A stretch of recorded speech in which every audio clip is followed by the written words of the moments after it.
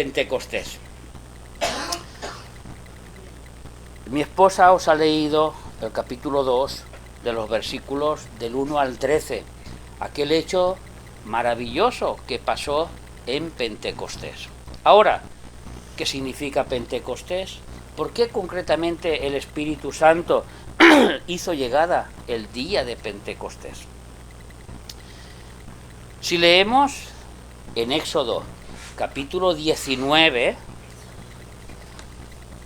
de los versículos del 16 al 20, del 16 en adelante hasta el capítulo 20, versículo 2, es una pequeña lectura que yo voy a realizarles y que todos conocemos bien, porque aunque la hayamos leído o no la hayamos leído, resulta que todos sabemos bien cómo llegaron los 10 mandamientos, ¿verdad que sí? Y dice así, en el nombre del Señor, Éxodo 19, versículo 16. Aconteció que al tercer día, cuando vino la mañana, vinieron truenos y relámpagos y espesa nube sobre el monte, y sonidos de bocina muy fuerte, y se estremeció todo el pueblo que estaba en el campamento. Y Moisés sacó del campamento al pueblo para recibir a Dios. Y se detuvieron al pie del monte. Todo el monte Sinaí humeaba, porque Jehová había descendido sobre él en fuego, y el humo subía como el humo de un horno, y todo el monte se estremecía en gran manera. El sonido de la bocina iba aumentando en extremo. Moisés se hablaba, y Dios le respondía con voz tronante. Y descendió Jehová sobre el monte Sinaí, sobre la cumbre del monte, y llamó Jehová a Moisés a la cumbre del monte, y Moisés subió. Y Jehová dijo a Moisés: desciende, ordena al pueblo que no traspase los límites para ver a Jehová, porque caerá multitud de ellos, y también que se santifiquen los sacerdotes, que se acerquen a Jehová, para que Jehová no haga en ellos estrago. Moisés dijo a Jehová: el pueblo no podrá subir al monte Sinaí, porque tú nos has mandado, diciendo: señala límites al monte y santificarlo. Y Jehová le dijo: ve, desciende y subirás tú, y Aarón contigo, mas los sacerdotes y el pueblo no traspasen el límite para subir a Jehová, no sea que haga en ellos estrago. Entonces Moisés descendió y se lo dijo al pueblo. 2 versículos más, del capítulo 20. Y habló Dios todas estas palabras diciendo: yo soy Jehová tu Dios, que te saqué de la tierra de Egipto, de casa de servidumbre.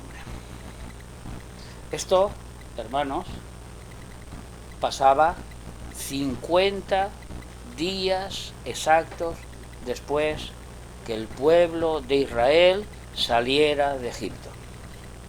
¿Y ustedes saben cómo salió el pueblo de Israel de Egipto?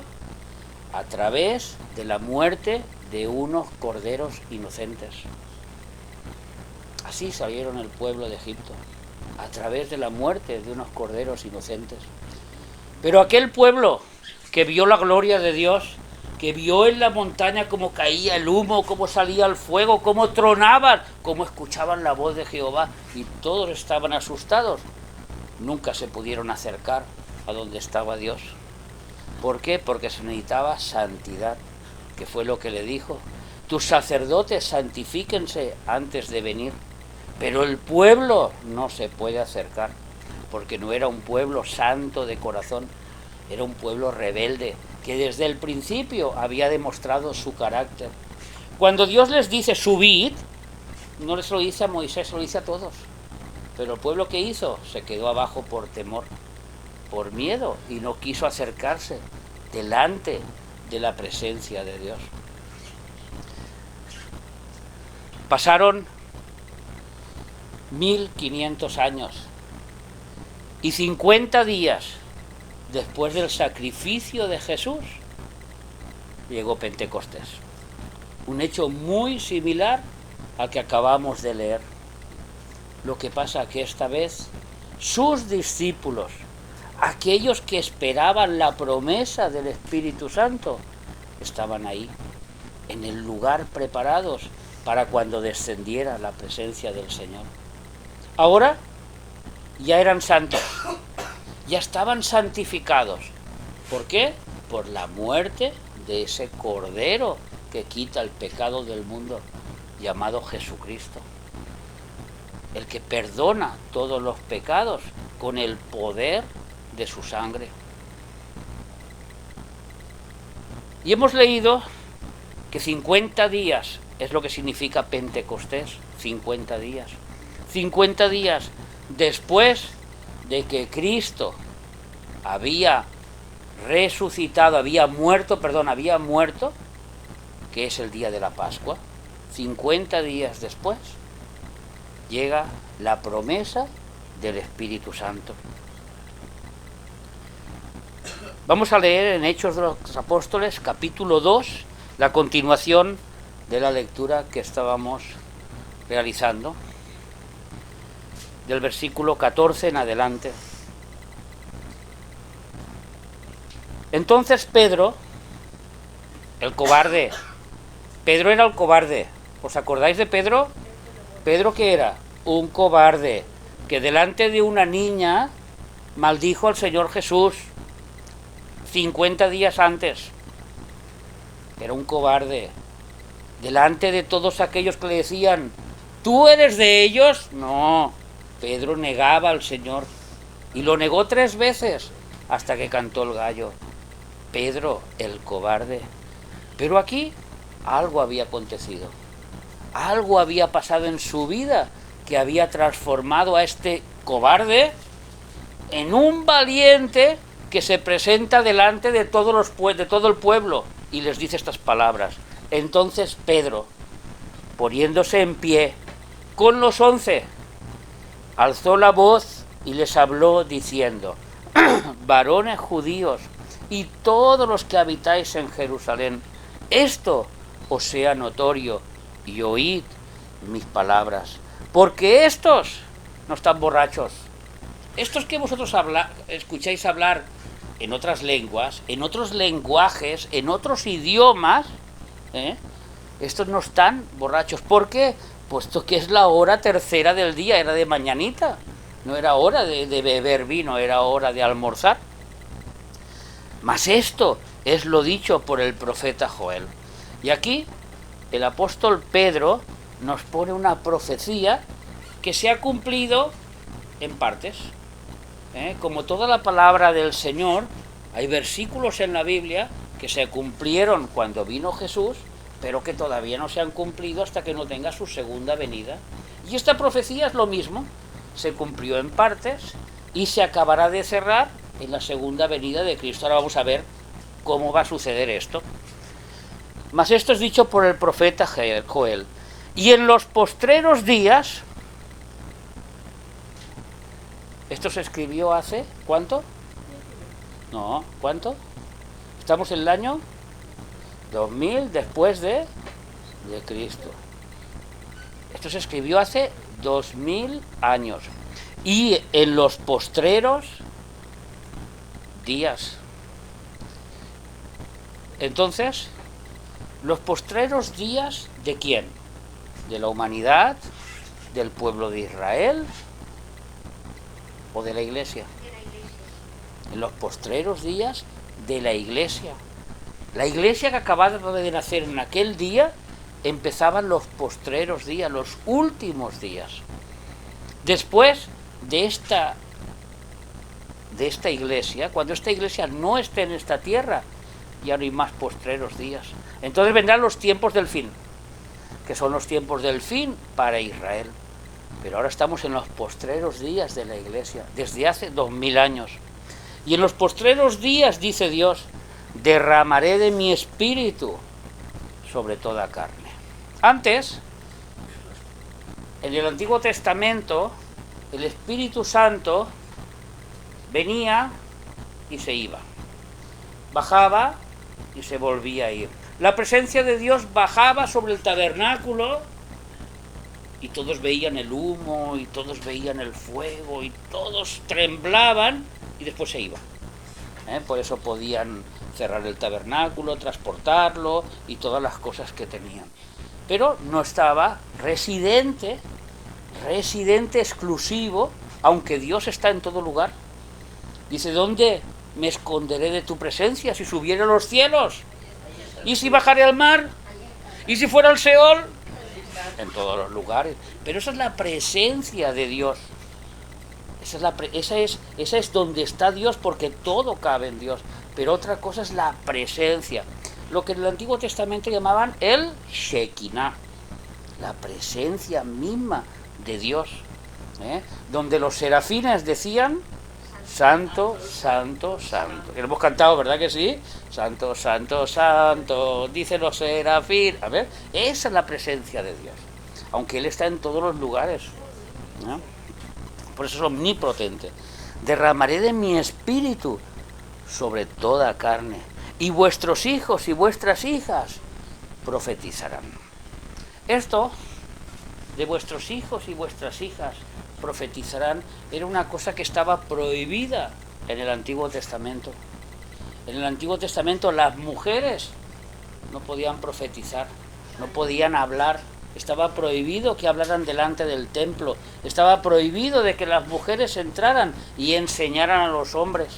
Estaba prohibido que hablaran la palabra de Dios. Ahora, vosotros me diréis, es que estaba Ana, es que estaba Débora. Esas son excepciones que Dios ha puesto para vergüenza de los hombres. Cuando Débora, la jueza, estuvo gobernando en el Antiguo Testamento, era porque ningún hombre había valiente para gobernar a toda aquella nación de 2 millones de cabritos, que cada uno hacía lo que le daba la gana, y que no obedecían la palabra de Dios, y que si alguno se levantaba, le cortaban el cuello, porque todos no querían obedecer a Dios, solo hacían las cosas malas. Pero entre todos ellos apareció una mujer, Débora, que juzgaba a Dios entre las palmeras y comía dátiles, ¿verdad? Muy bien. Eso no os acordáis, ¿no? Y comía dátiles. Entonces, vemos como en el templo de Dios había una mujer que esperaba la venida de Cristo. Había una mujer muy mayor que estaba esperando a ver cuándo vendría el Salvador. Dice que era viuda hacía y solo estuvo casada unos pocos tiempos. Y era viuda y allí estaba delante del Señor. ¿Cómo se llamaba? Ana. Dice la profetisa, ¿no? Ana, en el Nuevo Testamento. ¿Dónde estaban todos los sacerdotes? ¿Dónde estaban todos los escribas? ¿Dónde estaban todos los estudiosos de la palabra de Dios que tenían que esperar la venida del Mesías? No estaban. Cobardes, que luego mataron a Jesús. Lo entregaron en la cruz. Sin embargo, Ana, allí estaba. Una mujer valiente. ¿Para qué? ¿Para vergüenza de quién? De todos los hombres que estaban allí. Pero aquí nos dice, vuestras hijas profetizarán. Profetizar, sabemos que en el Antiguo Testamento era una palabra que se refería a hablar la palabra de Dios en oráculo. O sea, Dios hablaba a través de los profetas y les decía las cosas que Dios quería para el pueblo, para dirigirlos, porque el pueblo iba mal. Entonces llegaba un profeta como Isaías y le decía, vosotros vais mal, muy bien, no pasa nada. Se levantaba el rey, lo cortaba por la mitad y se acabó. Ya no hace falta escucharlo más. Luego se levantaba otro profeta, a este le cortaban la cabeza. Luego se levantaba a otro lo quemaban. Y así fue durante casi más de 1000 años que ocurrió estas cosas con los reyes, porque no querían saber nada. No tanto, no fueron 1000 años, pero sí que fueron casi 600 años, 700 años, que pasó estas cosas, que no querían creer a los profetas las palabras de Dios. Pero en el Nuevo Testamento nos tenemos que ir a Primera de Corintios, capítulo 12,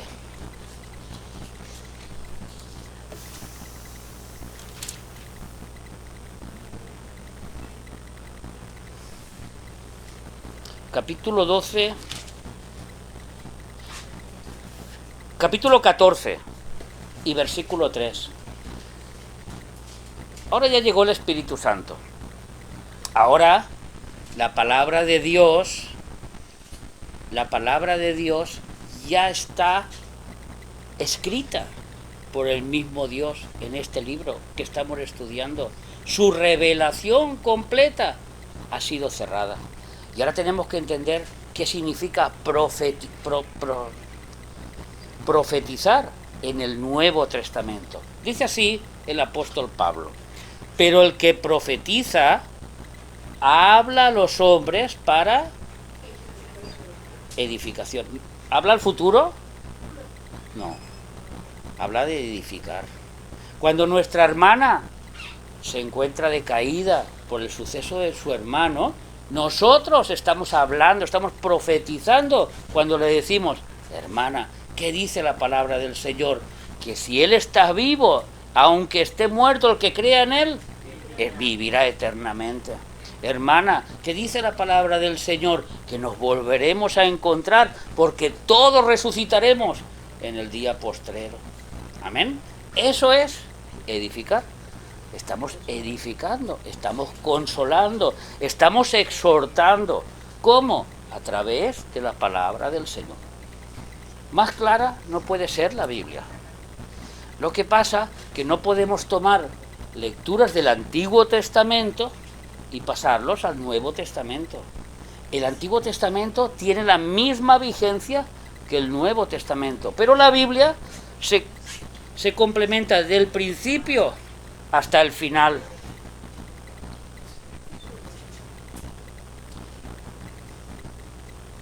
En el principio, escuchar esto, en el principio Dios se revelaba al hombre de una manera. Caminaba Dios con Adán. ¿Fue suficiente para que Adán fuera un hombre santo y obedeciera a Dios? Se revelaba de una manera sobrenatural sobre Caín y sobre Abel. Incluso le hablaba a Caín. ¿Fue suficiente para que Caín no matara a su hermano? Luego esta revelación fue superior y fue creciendo y se revelaba de una manera sobrenatural sobre Salomón, dándole una sabiduría grandísima para gobernar todo aquel pueblo que ya no eran cabritos, ya eran peores todavía, no saben lo que eran aquellos, pero él los gobernaba con sabiduría. ¿Fue suficiente para que no se juntara con 1000 mujeres y acabara adorando a todos los dioses de esas mujeres? No, ¿verdad que no? Y así continuamos en el tiempo y vemos como Dios va incrementando su revelación en la Biblia hasta llegar a Jesucristo, en la culminación de los tiempos. Y entonces es cuando Él se revela completamente a la humanidad, como Jesús, el Salvador, el que limpia los pecados. Y a partir de ahí empieza un Nuevo Testamento. Por eso tenemos la Biblia dividido entre Antiguo y Nuevo Testamento. Y esta revelación, hermanos, no se queda ahí. Porque Jesús estuvo 3 años predicando y sus apóstoles dejaron escritos sus palabras en los evangelios. Pero Pablo aumenta esa revelación explicando todo lo que Jesús había hablado mientras estaba en la tierra y exhortándonos en cómo nos tenemos que vivir, cómo tenemos que actuar, lo que tenemos que hacer. Pero ahí se cerró la revelación de Dios. No, hasta que no llegó el libro de Apocalipsis, donde el apóstol Juan, ya viejito, casi 100 años, lo habían hervido en aceite, estaba encadenado en sus propias vestiduras y se estaba pudriendo. Imaginaros que no podía ni quitarse los pantalones cuando tenía que hacer sus necesidades, y estaba en una isla, ahí perdido, la isla de Patmos, como si fuera un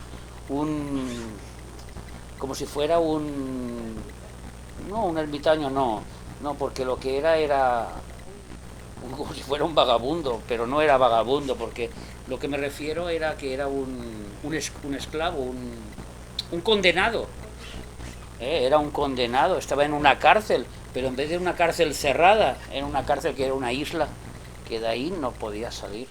Y entonces le llega la revelación de Jesucristo. Así empieza Apocalipsis capítulo 1 y versículo 1. Y en Apocalipsis capítulo 22 dice, no selles. Jesús le dice a Juan, no selles la profecía de este libro, porque el tiempo está cerca. Porque los tiempos postreros empezaron hace 2000 años, pero todavía estamos en los tiempos postreros. Y si hoy no viene Cristo, pues tenemos un hermano en la fe que hoy está en la presencia del Señor, porque para Él han sido los tiempos postreros. ¿Entendemos eso? Yo vengo pronto. La novia y el espíritu dicen, el que añada una tilde a este libro, el que suprima una tilde de este libro, una tilde, una palabra, una letra, una coma, el que añada tenga todas las condenaciones, todas las maldiciones que están escritas en él. ¿Qué significa esto? Que la revelación de Dios al hombre ha sido cerrada. Cuando se escribió estas palabras, el apóstol Pedro no tenía toda la revelación como nosotros. Él tenía una revelación parcial hasta ese momento. Él no conocía el Apocalipsis. Ni Juan sabía que lo iba a escribir. Ni todavía conocían al apóstol Pablo, que nos iba a dejar 14 cartas escritas. Gracias, cariño. Y dice, pero el que profetiza, ahora en el Nuevo Testamento, ahora ya es para nosotros, habla a los hombres para edificación, exhortación y consolación.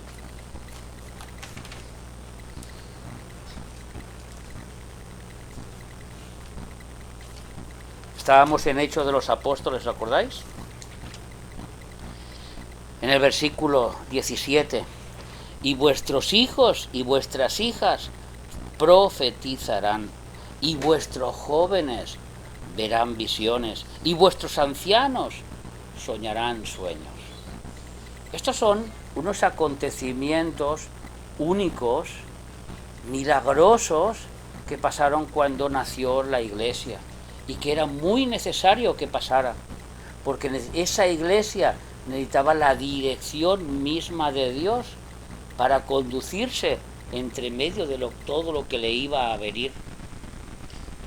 Porque el libro, porque la revelación de Dios todavía no había sido completa. Y esa Iglesia nació ¿dónde? Nació no. Nació en Irán, nació en México, nació en España, nació en Jerusalén. ¿Dónde? En Israel, entre los judíos. Y los judíos que practicaban el judaísmo, no el cristianismo. Ellos no sabían lo que era el cristianismo. Ellos habían conocido a un hombre que estaba transformando todo el mundo por su manera de vivir, por su manera de predicar, pero ellos no sabían lo que estaban haciendo en aquel día. Estaban haciendo la iglesia del Señor Jesús. Por eso Pedro dice, en los postreros días, y de cierto, sobre mis siervos, versículo 18, y sobre mis siervas en aquellos días derramaré de mi espíritu y profetizarán, hablarán la palabra de Dios, y daré prodigios arriba en el cielo y señales abajo en la tierra, sangre y fuego y vapor de humo. ¿Esto nos recuerda lo que hemos leído en Éxodo? Lo mismo que pasó en Éxodo, pero esto no ha pasado todavía. El día de Pentecostés no hubo sangre y fuego y vapor de humo en los cielos. Solo hubo una manifestación del Espíritu Santo milagrosa, en que cada uno hablaba en lenguas. Pero no eran lenguas que no se entendían, eran lenguas lenguajes que los extranjeros que estaban en Jerusalén, lo hemos leído, entendían que hablaban la gloria, la magnificad, las grandezas, las maravillas de Dios. Cretenses y árabes les oímos hablar en nuestras lenguas las maravillas de Dios. Ese era el milagro. Ese era el milagro. Esa era la señal que había llegado el Espíritu Santo a estos apóstoles que hablaban las maravillas del Señor. El sol se convertirá en tinieblas y la luna en sangre. Esto no pasó. Ni hubo fuego, ni hubo vapor de humo, ni hubo sangre. Eso todavía no ha ocurrido. Y dice el versículo 20, antes que venga el día del Señor, grande y manifiesto. ¿Qué es el día del Señor? Es la segunda venida de Cristo. Son los 7 años de la tribulación. El día de Jehová, el día del Señor. Amén. La semana 70 de Daniel. Todo esto hablamos, ¿os acordáis? En todo el seminario que hicimos. Y todo aquel que invocar el nombre del Señor será salvo. Esto es al final de los tiempos. Esto es al final de los tiempos. Ya cuando Israel está a punto de ser destruida y los poquitos que quedan claman a Dios y viene Jesús y los salva. Y todo aquel que clama, pues será salvo. Amén.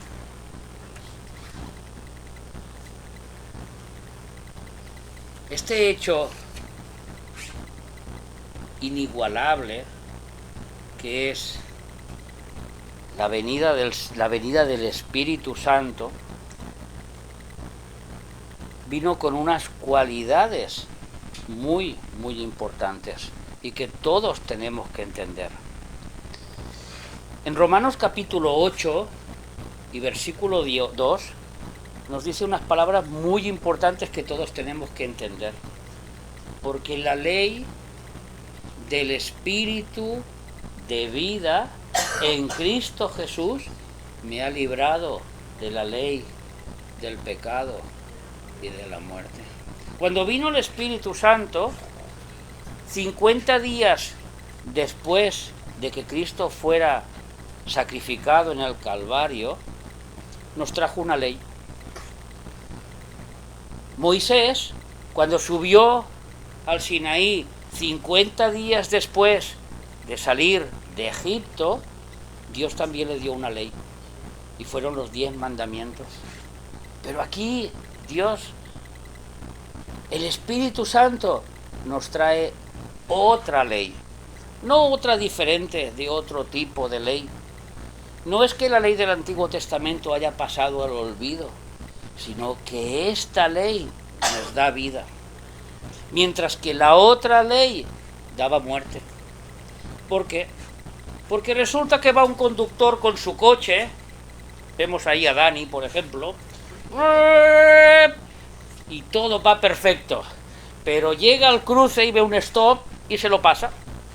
No venía nadie y se pasa el stop. Él lleva el cinturón. Cuando sube Rosa, Heidi y todos a su coche, yo lo sé, poneros el cinturón, porque es obligatorio, porque hay que cumplir la ley. Cuando ve un 40, va a 40. Cuando ve un 60, va a 60. Obedece todas las leyes. Pero se saltó el stop. Él se pensó que nadie lo iba a ver. Y qué casualidad que allí había uno que lo estaba vigilando y que pasa por ahí. Usted, la receta, la denuncia, se ha pasado el semáforo, se ha pasado el stop, no ha obedecido el stop. Y Dani, todo enfadado, pero señor agente, yo siempre cumplo, mire, todas con el cinturón, mire, allí ponía 40, a 40. Y el alguacil le dice, es que esta receta no es por las cosas que han hecho bien, es por una que has hecho mal. Y por una que has hecho mal, vas a pagar por todas. Eso es la ley. Eso es la ley del Antiguo Testamento. Amarás a Dios sobre todas las cosas, no matarás, no robarás, no codiciarás a la vecina, todas esas cosas que dice ahí, no le robarás la pinza cuando salgas a tender la ropa y todas esas cositas. Eso es del Antiguo Testamento. Y cuando uno lo hacía, tenía que morir, porque la paga del pecado es la muerte. Entonces, ¿qué hacían? Ofrecían un sacrificio para perdonar ese pecado, que no lo perdonaba, lo tapaba. Y Dios, como veía a través de la sangre del inocente, los aceptaba. Amén. Pero ahora, en Hechos de los Apóstoles, llega una ley diferente, que es la ley del Espíritu, que nos ha librado de la ley del pecado y de la muerte. Es la ley que nos da vida en Cristo Jesús. Esta ley viene con unas cualidades únicas que en el Antiguo Testamento no existían. Uno, el Espíritu Santo es el que nos ilumina en el entendimiento de su palabra. Porque la palabra de la cruz es locura para los que se pierden, mas para los que se salvan es poder de Dios. ¿Cómo es posible que una persona que no sea cristiana no entienda cosas tan sencillas como Cristo murió por ti, únicamente por ti? Porque para él es una locura. Cristo hace 2000 años que murió. ¿Cómo que murió por mí? Sí, murió por ti. ¿Para qué? Para salvarte, para rescatarte de la condenación que naciste. Porque tú naciste con una condenación que es la ley del pecado y de la muerte. Pero Cristo vino para darnos la otra ley, la de la vida. Y tú se lo dices a un inconverso: vosotros estáis locos, los aleluyos estos están locos, estos son gloria a Dios y amén y punto y se acabó. Nosotros tenemos otras cosas, pero esas otras cosas no te llevan al Padre, porque para ir al Padre, ¿cuántos caminos hay? ¿Y cómo se llama? El único camino se llama Jesús. No la Virgen María, no los santos, no que me tengo que portar bien, no. El único camino, dice la Biblia, es Juan 14:6, Ángel. Juan 14:6. Este es un versículo muy importante en la Biblia. Jesús le dijo: ¿quién es yo? Jesús. Yo soy el camino y la verdad y la vida. Y nadie, perdona, no es que uno diga, es que yo conozco un secretito para ir por detrás y llegaré a la vida eterna, que se llama San Benedicto, Santa Rufina. Y yo, a través de Santa Rufina, que la quiero tanto, le voy a orar y me va a llevar al cielo. Pero Santa Rufina no se llama Jesús. El único camino, el único, yo soy el camino. No hay más camino, solo hay uno. Yo soy la verdad y yo soy la vida. Y ya lo dice claro: nadie viene al Padre si no es por mí. Esa es la ley del Espíritu. Eso es lo que trajo el Espíritu Santo. Tuvo que morir Jesús, resucitar, dar su sangre, y entonces el Espíritu Santo viene con una nueva ley, la ley de la vida. Esa ley de la vida que hemos leído, en Romanos, nos da vida espiritual, no una vida física. ¿Por qué? Porque esta carcasa, este cuerpo, este envoltorio de este caramelo relleno, este envoltorio, pues se va haciendo viejete y le salen canas y la barbita ya está blanca y cada día tiene una arruga nueva. Y un día ya no está. Pero dentro hay un ser que está vivo, que se llama Daniel, que se llama Conchita, que se llama Rosa, que se llama Rosita, que se llama Tellita, que se llama Isidro, que se llama Taide, y que se llama Sofía, que se llama Maribí, Dani, Heidi, Ángel, Madeline, Nelly, Isidro. Este que está dentro, no, cuando se ve al espejo, dice, pero si hace 4 días yo tenía una melena hasta por aquí y ahora me quedan 4 pelos.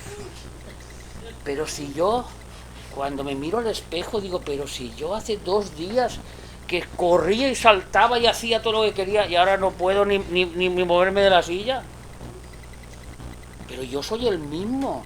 Hay algo aquí que está cambiando el envoltorio. Está cambiando el envoltorio del caramelito, ¿entiendes? El papel del caramelito. Pero el de dentro sigue siendo la misma persona. Esa persona que cuando este caramelito, este envoltorio se destruirá, seguirá viviendo. Amén. Nadie viene al Padre sino por mí. Ese nadie se está refiriendo al de dentro, no al de fuera. Al de dentro. Ese ser espiritual, el que nos da vida espiritual. ¿Por qué? Porque el que no recibe la vida espiritual, ¿dónde va? Va a un lugar de tormento, alejado de la presencia de Dios. El ejemplo, ¿os acordáis de aquella pareja que a mí me gusta mucho, que era costilla dura de roer y corazón de mantequilla? Ellos eran muy felices, iban por el huerto del Edén, y ahora me como una manzana, y ahora me como un plátano, y yo soy la mar de feliz. Y el Señor le dice, ¿cómo estáis, mis hijos? Uy, felices somos, aquí estamos en el paraíso. Ni trabajo, ni se envejecían, ni sabían nada, ellos eran felices en su vida. Pero ahí llegó la serpiente, aquel ser malvado. Eva, vas a ser una diosa. Uy, eso no me lo habían dicho nunca. Una diosa como los dioses, vas a ser igual, para tener todo el poder. Uy, eso sí que es bonito, ¿eh? Eso yo no lo tenía, ¿eh? ¿Qué tengo que hacer? ¿Comer del higo? ¿No? Pues a ver. No, pues no está mal este árbol, ¿eh? Mira que me ha dicho Adán que no comiera, ¿eh? Pero ya lo convenceré yo. Y ya, ras, come del higo. Y llega, ¿a quién? A corazón de mantequilla. Cariño, mira lo que te traigo para que seas un dios. Y Adán, que había sido formado por las manos del Espíritu, que había soplado en él aliento de vida, que era el ser perfecto que Dios había creado en esta tierra y que tenía que tener un corazón como el corazón de Dios. Sin embargo, cuando vio aquella maravilla delante llamada Eva, ¡uy!, se derritió su corazón. Ay, pues tendrá razón ella. Es que la quiero tanto que tendrá razón. Y comió del higo. ¿Y qué pasó? Que fueron castigados. ¿Y salieron dónde? A un lugar de tormento. Porque era un lugar de... Salir de la voluntad del lugar perfecto de Dios era un lugar de tormento. Ya no habían árboles para coger el platanito. Ostras, sí que hambre que tengo. Y ahora me tengo que poner a trabajar. Y ahora me pongo a cultivar la tierra. Y ahora cuando cultivo la tierra me salen espinos en la tierra. Y ahora resulta que no solo eso, sino que cuando tengo un tomate así precioso que me lo voy a comer, han venido unos gusanos y se lo han comido antes que yo. Y esto es un tormento. Esto es un sufrimiento. Este es el ejemplo que nos da la Biblia. Alejados de la voluntad de Dios es un lugar de tormento. Por eso el infierno es un lugar de tormento, porque está alejado de la presencia de la perfecta voluntad de Dios. ¿Que está Dios ahí? Claro, porque Dios está en todos los lugares, pero ahí está, en otra condición. ¿Os acordáis que lo estudiamos? Tofet, él es el que sopla para que el infierno esté encendido, con su ira, porque está irado con los hombres todos los días de su vida. ¿Por qué? Porque los hombres son malos. Pero para eso llegó el Espíritu, para transformarnos con su ley. Y entonces el Espíritu, que nos ilumina en la palabra de Dios, nos ilumina cuando a un pecador se le dice, escúchame, Cristo te ama, ha muerto por ti, y el Espíritu Santo dentro está obrando en ese ser, para que entienda esa palabra, y si lo acepta le da una vida espiritual, y luego le da una comprensión de las verdades espirituales. Y entonces empezamos a entender qué pecadores hemos sido en esta vida. Y que cuanto más nos acercamos a la luz, más pecadores somos. Una persona como Pablo, que todos consideramos que era un santo de los santos, ¿verdad que sí? ¿Verdad que Pablo era muy buena persona? Después de que se convirtió, él era muy buena persona. Después de que se convirtió, Pablo es el ejemplo de todos los cristianos. Él dice de sí mismo, yo soy el peor de todos. Yo soy el más grande pecador que hay. Pero si él está tan cerquita del Señor, si él tiene una revelación que Dios le está dando a él personalmente. ¿Por qué? Porque cuanto más se acerca a la luz, más ve las imperfecciones, más ve los fallos. Porque perfecto solo hay uno. Y este espíritu que nos ha hecho comprender que somos pecadores y que nos tenemos que arrepentir de nuestras cosas, nos empieza a dar el carácter de Cristo. El carácter de Cristo. No es lo que tenemos, es lo que somos. Somos hijos de Dios semejantes a Dios. Y Dios es Jesucristo. En la tierra es nuestro ejemplo. ¿Y cómo aprendemos cómo es Jesucristo? Pues viendo las películas que pone la iglesia el sábado. ¿No? No. ¿Cómo aprendemos cómo es Jesucristo? Por la palabra de Dios. Volvemos al principio. Él es el que nos ilumina en el entendimiento de su palabra, el Espíritu Santo. Así nos va convirtiendo, nos va transformando a la imagen de Cristo, de gloria en gloria. Ahora tropiezo, ahora caigo, ahora me levanto, pero vamos de gloria en gloria. Y nos da el carácter de Cristo. ¿Cuáles son las dos cualidades de Cristo? A ver quién se las sabe de memoria. Sed imitadores, sí, que yo soy manso y humilde de corazón. Esas son las dos cualidades de Cristo. Mansedumbre y humildad. Mansedumbre y humildad. Cuando nosotros nos miramos y nos examinamos a nosotros mismos, uy, qué lejos estoy de ser manso y humilde. Qué lejos estoy de parecerme a Cristo. ¿Veis? Esa es la obra del Espíritu Santo en nosotros. Eso no es una cosa mala. Eso es el autoexamen que el Espíritu nos pide que lo hagamos.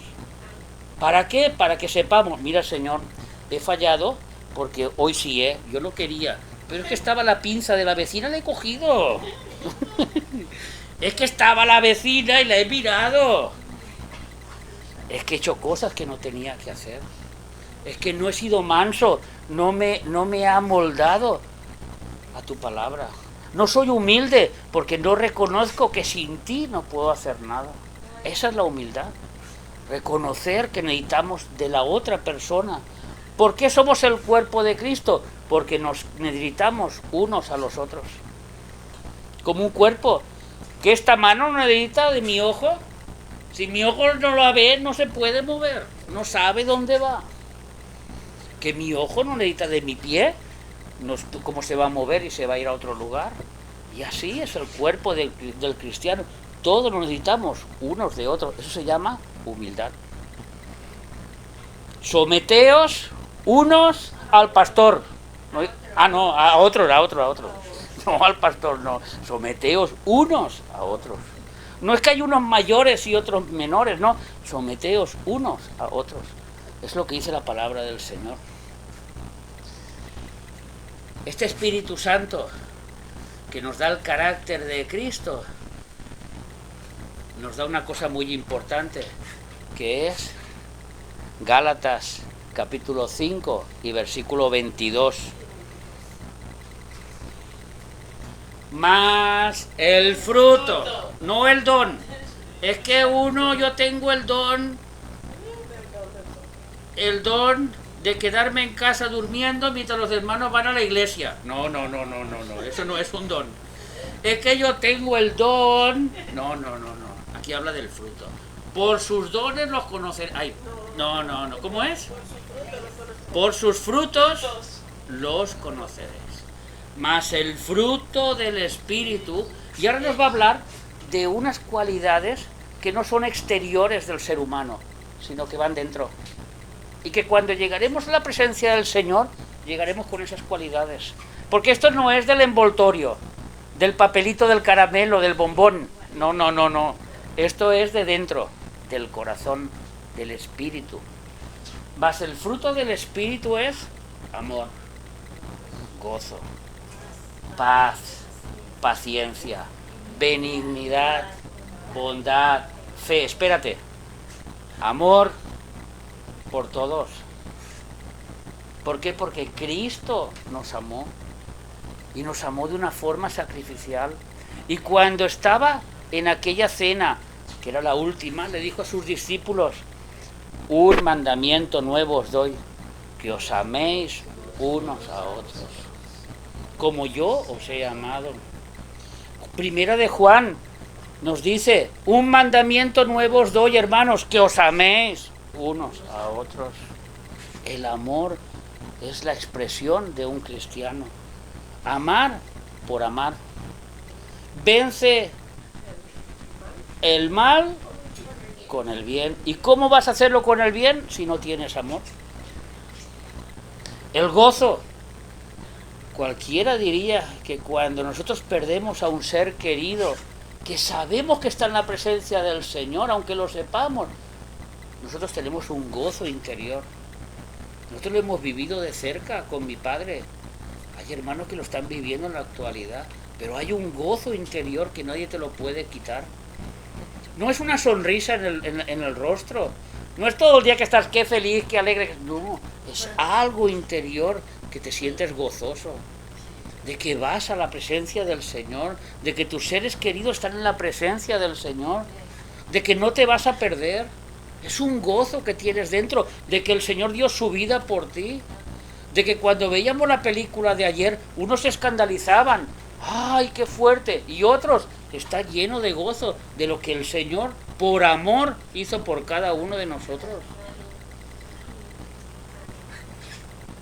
La paz, mi paz os dejo, mi paz os doy.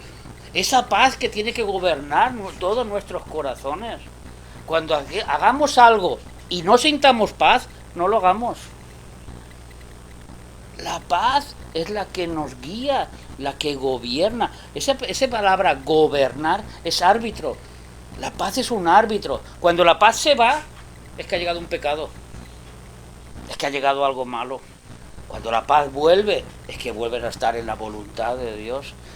¿Vosotros creéis que Corazón de Mantequilla tenía mucha paz cuando estaba allí fuera cavando, viendo los gusanitos cómo se comían la verdura? No tenía mucha paz. La había perdido. Esa paz que Dios le había dado en el huerto del Edén, que ahora el Espíritu no la ha devuelto. ¿A quién? A los hijos de Dios. Paciencia, no hace falta hablar. Benignidad, ser buenos, sacar lo mejor de nosotros. Bondad. Fe, creer a Dios, aunque mis ojos me digan lo contrario. Es que me he quedado sin trabajo. Es que no sé cómo voy a pagar la factura de final de mes. Es que me he puesto enfermo. Es que me pasan cosas que yo no las acabo de entender, pero yo creo a Dios. Padre, en este día, dame el pan de cada día. Hágase tu voluntad, así en el cielo como en la tierra. Yo creo en Dios. Yo creo en el Señor. Esa es la fe que nos da el Espíritu Santo. Continuamos. Mansedumbre. Ay, ay, ay. Eso nos cuesta más. Esa nos cuesta más.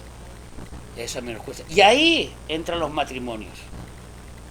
Ahí entran los matrimonios. No por eso en Gálatas, capítulo 6, es donde dice, someteos los unos a los otros. Maridos, amad a vuestras mujeres. Mujeres, someteos. ¿Ves? Ahí entra la mansedumbre. ¿Por qué en el matrimonio? Porque Dios nos lima a través del matrimonio. Porque, ¿qué es un matrimonio? Pues resulta que yo soy de Marte y mi mujer es de la Tierra. O mejor dicho, yo soy del polvo de la tierra y ella ha nacido en lo mejor de la presencia de Dios en el huerto del Edén. Somos dos personas totalmente diferentes, con diferentes formas de pensar, de hablar, de meditar, de todo. Pero Dios nos quiere unidos. Y entre los dos hace un ser, una sola carne. El matrimonio es eso. Una sola carne delante de Dios. Templanza, pues bueno, la templanza delante de las adversidades. Contra tales cosas no hay ley. La templanza es el dominio propio. Es cuando llegan esos problemas en la vida y uno tiene que ser fuerte para no derrumbarse. Es cuando llegan circunstancias en la vida y uno tiene ese dominio propio para saber las cosas que tiene que hacer. Ese es el fruto del espíritu de todo cristiano. Nos quedan 2 puntos y con esto acabamos. El Espíritu Santo, la ley del Espíritu nos da unidad entre nosotros. ¿Por qué nos amamos? Porque somos hermanos. Porque tenemos una unidad en el Espíritu Santo, si no, no nos amaríamos. Y cuando nos aparece un hermano nuevo, como ha pasado en estos días en el grupo, que nos aparece un hermano de Venezuela, o nos aparece un hermano de Valencia, o nos aparece otro hermano de otro lugar, resulta que no lo conocemos, pero los amamos. ¿De dónde sale ese amor? No lo entendemos. ¿De dónde sale esa unidad? No lo entendemos. Cuando vino Zoila y los hermanos que vinieron de Zaragoza, los amábamos como si los hubiéramos conocido toda la vida. Nunca los habíamos visto. Nunca los habíamos visto. ¿Y quién hizo eso? ¿Quién hace eso? El Espíritu Santo. La unidad, el amor entre los hermanos. Y por último, vamos a leer Hechos, capítulo 1 y versículo 8, lo sé. Ya estoy contando la hora. Y versículo 8, con esto acabamos. Sí, ya lo tengo claro. Versículo 8. Pero recibiréis poder cuando haya venido sobre vosotros el Espíritu Santo, y me seréis testigos en Jerusalén, en toda Judea, Samaria y hasta lo último de la tierra. Y con este versículo nos quedamos despedidos. Gracias, Padre, en este día por esta tu palabra, por este cumpleaños de la Iglesia, Señor. Gracias por el sacrificio de Jesús. Gracias por la venida del Espíritu Santo. Acompáñanos cada uno a nuestros hogares, Señor, y que seamos todos llenos del Espíritu Santo. En el nombre de Jesús. Amén, amén.